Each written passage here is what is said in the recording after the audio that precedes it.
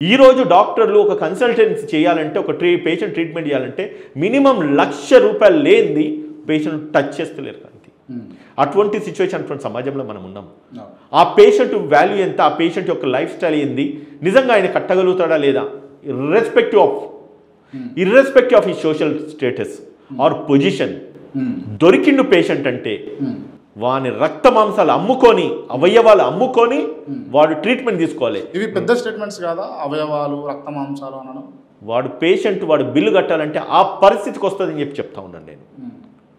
తను ఆస్తులు అమ్ముకొని భూములు కుదబెట్టి భార్య పిల్లల మీద తల్లిదండ్రుల మీద ఉన్న బంగారం కుదబెట్టేసి హైదరాబాద్ ఊర్ల నుంచి డాక్టర్ వైద్యం గురించి వస్తూ ఉన్నారు. కానీ వచ్చిన వాళ్ళంతా కూడా బిల్లులు కట్టలేని పరిస్థితులలో ఒక లాస్ట్ స్టేజ్లో సచ్చిపై తిరిగి వెళ్ళిపోతున్నాయి శవాలు.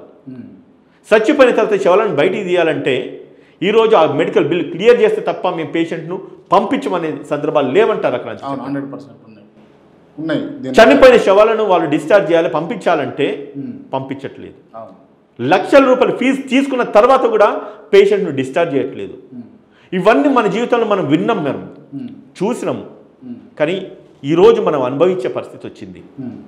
మనమే ఇవి అనుభవిస్తే మిగతా వాళ్ళ పరిస్థితి ఏంటిది, పేదోడి పరిస్థితి ఏంటిది, సమాజం అసలు ఏమైపోతుంది, ఈ మెడికల్ మాఫియా అనేది ఏ లెవెల్ వ్యాపిస్తూ ఉన్నది.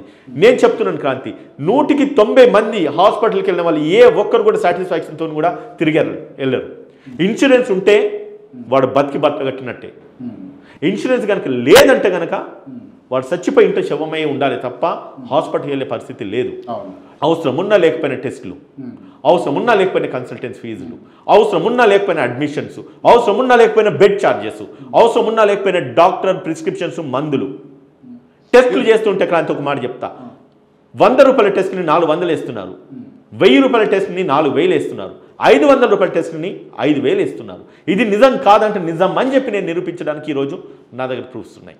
నిజంగా అన్ని హాస్పిటల్లో ఇట్లే ఉంటుంది ఉదయకాంత్ గారు, మీరు చెప్పండి.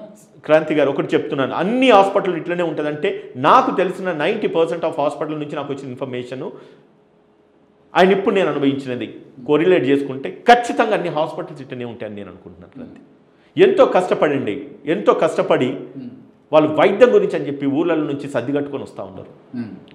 ప్రాణాలు కాపాడబడితే బ్రతికించుకోవడానికి అని వస్తూ ఉన్నారు. ప్రాణం కంటే మించిది ఏం లేదు ఈరోజు మనుషులకి జీవితంలో. అటువంటి ప్రాణాలను వీళ్ళు కేవలం ఒక ఆట బొమ్మల్లాగా మనుషుల శరీరాలతోని ఆడుకుంటూ అవసరం ఉన్నా లేకపోయినా ఆపరేషన్లు చేస్తూ ఉన్నారు. నిజం కాదంటారా చెప్పండి, ఎక్కడ జరుగుతలేవా మీరు వింటలేరా చెప్పండి. నాకంటే ఒక జర్నలిస్ట్గా మీరు చాలామందిని కలిసి ఉంటారు, విని ఉంటారు.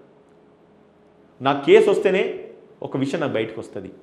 కానీ మీరు ఒక మీడియా ప్రతినిధిగా, ఒక జర్నలిస్ట్గా ఎన్నో అకేషన్స్ మీరు చూసి ఉంటుంటారు. ఇటువంటి సిచ్యువేషన్స్లో మెడికల్ మాఫియా వ్యాపించిపోతూ ఉంటే దీన్ని ప్రశ్నించేది ఎవరు, అడిగేది ఎవరు?